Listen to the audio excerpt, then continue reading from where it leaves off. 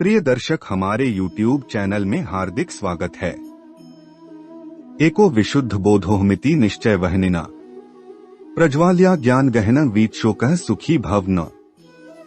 मैं एकमात्र सभी प्रकार के विकारों से परे ज्ञान रूप हूँ, ऐसा निश्चय कर और इस निश्चय रूपी अग्नि से अज्ञान के घने विशाल वन को जलाकर भस्म कर सभी प्रकार के शोकों से मुक्त होकर सुखी हो। महर्षि अष्टावक्र का अभिप्राय यह है कि तू सदैव से मुक्त आत्मा है और केवल अकेला ही है, अकेला ही आया है, तेरी यात्रा अकेले की ही है। तू अपनी पहचान सांसारिक वस्तुओं से जोड़कर मत कर। तुझ जैसा न कोई है और न कोई होगा, केवल अपने जैसा तू स्वयं ही है और तू पूर्ण परिशुद्ध है और विकार रहित है। तेरी शुद्धता से ही सब पवित्र है। तू तो ज्ञान का स्वरूप है। प्रकाश का अंधकार से क्या संबंध, क्योंकि जहाँ प्रकाश होता है वहाँ अंधकार नहीं हो सकता। अतः उनका संबंध, उनका मिलन किस प्रकार हो सकता है, क्योंकि जहाँ प्रकाश होता है वहाँ अंधकार ठहर ही नहीं सकता। इसी प्रकार जहाँ ज्ञान होता है वहाँ अज्ञान का क्या काम। इस प्रकार के दृढ़ संकल्प बल से अज्ञान रूपी विशाल घने वन को नष्ट कर दे, जिस प्रकार अग्नि घने वन को जला देती है। वे समझाना चाहते हैं कि तू सजातीय, विजातीय और स्वगत भेद से रहित है। तेरे अंदर कोई विजातीय प्रवेश नहीं कर सकता। तू एक विशुद्ध आत्मा है और तुझ जैसी आत्मा कोई दूसरी नहीं है।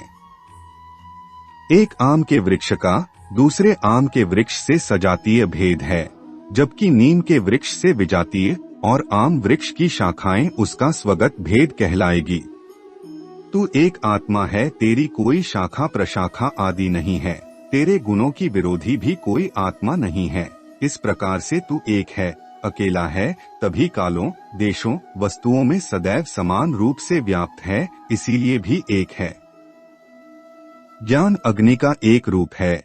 जिस प्रकार वृक्ष के साथ साथ उसके फल फूल को भी जला देती है, उसी प्रकार ज्ञान की अग्नि भी अज्ञान रूपी बीज में पड़ी हुई सभी संभावनाओं को भून देती है। अर्थात भुनने के पश्चात बीज दिखाई तो पड़ता है, लेकिन उसमें उगने की शक्ति समाप्त हो जाती है। जब तू ऐसा करता है तभी तेरे समस्त शोक समाप्त हो जाते हैं।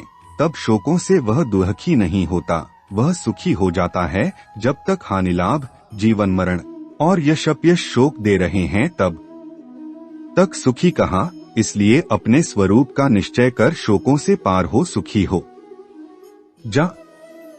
यत्र विश्वमिदं भाति कल्पितः रज्जु सर्पवत् बोधस्त्वं सुखं चर आनंद परमानंदः स। जिस आनंद परमानंद व ज्ञान रूप अधिष्ठान किसी पदार्थ पर कुछ और होने का भ्रम में यह संसार प्रतीत होता है, वैसे जैसे कि रस्सी में सर्प वह अधिष्ठान रूप तुम हो। इसलिए सदैव परम सुख में रहो, परम सुख में विचरण करो। महर्षि विश्व के स्वरूप को देखने के लिए कहते हैं, यह वेदांत का व्यवहारिक पक्ष है। रस्सी में सर्प की तरह इसका भाव यह है कि अंधकार एवं प्रकाश के मिश्रण में भ्रम उत्पन्न होता है। यदि अंधकार ही पूर्ण रूप से छाया हो तो भी भ्रम उत्पन्न नहीं होता। जब कुछ भी दृष्टिगोचर नहीं होगा, अर्थात कुछ भी दिखाई नहीं पड़ेगा, तो भ्रम कैसे होगा। यदि प्रकाश ही प्रकाश है तो सब कुछ स्पष्ट प्रकार से दिखाई पड़ता है, तो भी भ्रम किस बात पर। कुछ तो है, पर क्या है यह स्पष्ट नहीं है। संस्कारों की परिणाम स्वरूप जिससे सदृश्यता महसूस की गई उसे समझ लिया गया। कभी सर्प को कहीं देखा था, उसकी आकृति, उसका अक्ष हमारे जेहन में था, वैसी ही आकृति जेहन में रस्सी को दूर से देखकर कौंधती है और रस्सी को सर्प मानकर डर गए, रोमांचित हो गए, पैर आगे नहीं बढ़ सके। वही लक्षण परिलक्षित हो गए जो सर्प को देखकर स्वाभाविक है। जब लगा कि सर्प है, उस समय रस्सी नहीं थी। हालांकि यह बात सत्य नहीं है, परंतु भय से आकुल आंखों को देखकर ही कहा जा सकता है कि रस्सी सर्प बन गई। लेकिन वास्तव में रस्सी में कोई बदलाव नहीं है। सर्प रस्सी का परिणाम नहीं था। यहाँ दृष्टांत में रस्सी अधिष्ठान है और सर्प अधिष्ठेय। दोनों में किसी प्रकार का कोई संबंध नहीं है, लेकिन फिर भी दोनों का कार्यकारण का संबंध बन गया। ऐसा ही संबंध है ब्रह्मरूपी अधिष्ठान का जगत रूप अधिष्ठेय के साथ। यह संसार ब्रह्मा में, आत्मा में वैसे ही संस्कार जन्य कल्पित है, जिस प्रकार रस्सी में सर्प का होना दृष्टिगोचर हुआ था।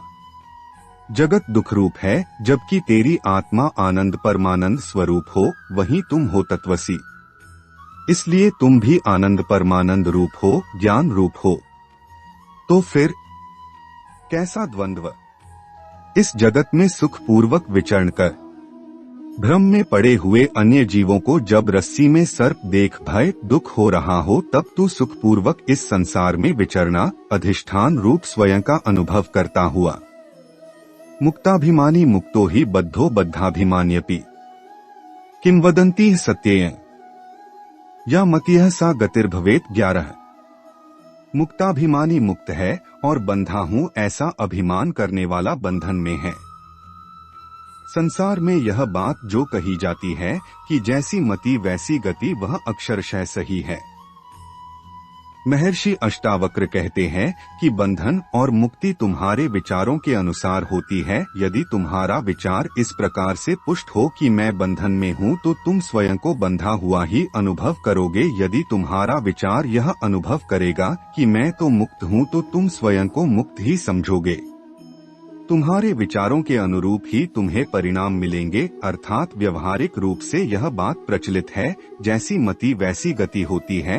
अर्थात जिस व्यक्ति की जैसी मति होती है, जिस प्रकार से अपनी सोच रखता है, उसकी गति वैसी ही हो जाती है। यह बिल्कुल सत्य है।